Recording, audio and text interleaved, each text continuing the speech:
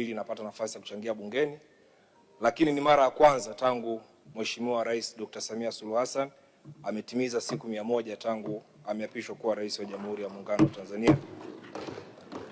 Naomba nianze kwa kumpongeza kwa sababu alikuja Ngara kutomba wananchi wa jimbo la Ngara tumchague kuwa rais wetu, na akatuahidi kuna mambo ambayo angetufanyia katika kipindi cha siku 100.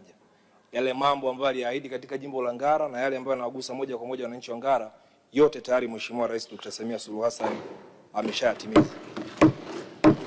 Kwanza alituahidi mikopo sisi vijana pamoja na wajasiriamali. Tayari zile fedha zimekwisha fika na tayari maafisa maendeleo ya jamii wako kwenye kata wanatoa elimu, na baadhi ya maombi tayari yameshaanza kutumwa na vijana kwa ajili ya kuomba mikopo hizo fedha.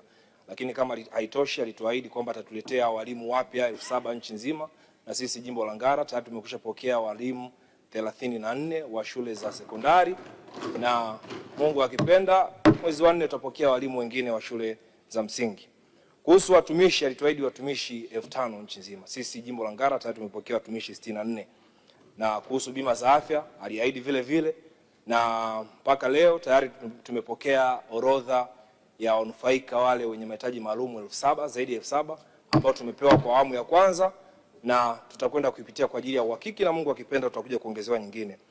Hao ni miongoni mwa mambo ambayo aliahidi Mheshimiwa Rais kutufanyia sisi wananchi wa jimbo la Ngara ndani ya zile siku 100. Kwa tunamshukuru sana na tunampongeza, tunazidi kumwombea kwa Mwenyezi Mungu ampe nguvu. Tanzania bado inamtegemea. Halikadhalika, Mheshimiwa Mwenyekiti, naomba nimpongeze Mheshimiwa Waziri Mkuu kwa jinsi ambavyo amekuwa akifanya kazi zake. Wabunge wenzangu wengine wengi wameongea, wamepongeza jinsi ambavyo Mheshimiwa Waziri Mkuu amefanya ziara zake na kwa jinsi ambavyo ameenda hadi kwa wananchi wenye mahitaji ya chini kwa ajili ya kwenda kuwasikiliza, na amekuwa akitoa suluhisho ya matatizo yao pale pale. Inafurahisha na ndio maana tunampongeza, lakini na mimi naomba niungane na wabunge wenzangu wengine wote ambao walisema kwamba ni vizuri lakini haikutakiwa kuwa hivyo. Kule kote ambako Mheshimiwa Waziri Mkuu anaenda kuna viongozi mpaka ngazi za chini kabisa, na sisi wote tumekuwa ni mashahidi. Tumekuwa tukiona zile kero ambazo Mheshimiwa Waziri Mkuu anazisikiliza na kuzitatua.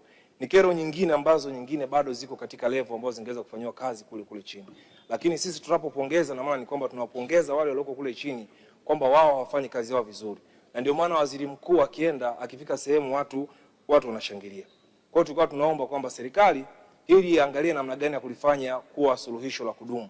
Tusitegemee kiongozi wa juu kutoka juu kuja chini katika wilaya Ngara kuja kusikiliza kero za wananchi, wakati kuna viongozi kuanzia ngazi ya kijiji mpaka ngazi ya wilaya. Hii tutaifanya pale ambapo tutarudia yale ambayo yalishahidiwa nyuma, kwamba serikali ina mpango wa kutengeneza mfumo mzuri wa kwenda kuratibu utendaji kazi wa wale watu ambao wameajiriwa kuanzia ngazi ya waziri mpaka kwa yule wa chini. Hatuoni kama akitekelezwa kwa jinsi ambavyo tunaona. Kama anatekelezwa basi anatekelezwa katika hali ambayo sio ya wazi. Kwa hiyo tunaomba afanyike kwa wazi ili wananchi waone kwamba wameiweka serikali kwa ajili ya kuwasikiliza. Nimeona katika hotuba ya Mheshimiwa Waziri Mkuu wamezungumza namna gani nyingine ambayo itakuwa naitumia kwa ajili ya kusikiliza kero za wananchi. Wamezungumza mfumo wa e-mrejesho, wamezungumza mfumo wa barua pepe, lakini bado wananchi kuna maeneo mengine mengi ambayo hawezi waka-access hii mfumo. Kwa mfano mfumo wa barua pepe, ukienda Ngara kule, yani kusema wananchi watuma malalamiko kwa email ni wachache sana ambao wanaweza kufikia hatua hii. Kwa hiyo nilikuwa naomba tuangalie basi angalau kama inawezekana wale wananchi, wale viongozi ambao wako kule chini basi wawe wanafanya kwa namna ambayo wananchi wanapata suluhisho la hapo kwa hapo. Mheshimiwa Mwenyekiti, wananchi wa jimbo la Ngara waliofanywa ni mengi, na ndio maana wamekuwa watifu sana kwa serikali, wamekuwa na imani kubwa sana kwa serikali yao, wamekuwa na imani kubwa sana kwa Chama cha Mapinduzi kwa sababu yaliyofanyika ni mengi sana, na sisi tunashukuru sana serikali.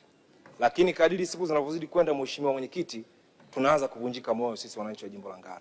Tunavunjika moyo kwa sababu kuna mambo mengine mengi ambayo tumeyaomba kwa muda mrefu, lakini mpaka sasa hivi yamekuwa yatekelezeki.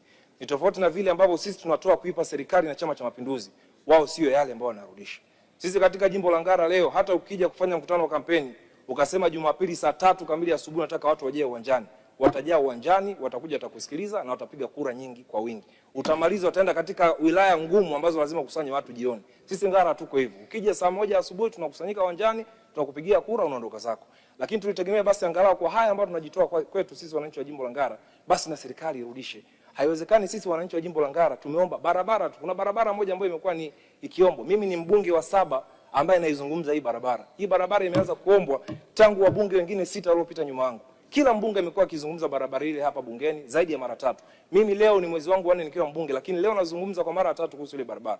Barabara kutoka Nyakahura kupita Rulenge mpaka Murugarama ijengwe kwa kiwango cha lami. Ile barabara itakapojengwa kwa kiwango cha lami, kata 9 zinanufaika moja kwa moja kwa sababu zinapitiwa na ile barabara moja kwa moja.